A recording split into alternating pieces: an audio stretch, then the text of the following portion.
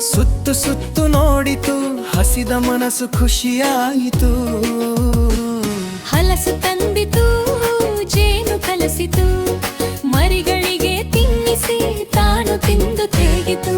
ಜೇನು ತುಪ್ಪ ಸುರಿಯಿತು, ಹಲಸಿನ ವಾಸನೆ ಹರಡಿತು. ಕಾಡಿನಲ್ಲೆಲ್ಲ ಸಂತೋಷ ತುಂಬಿತು, ಎಲ್ಲರೂ ಸೇರಿ ಕುಣಿದರು.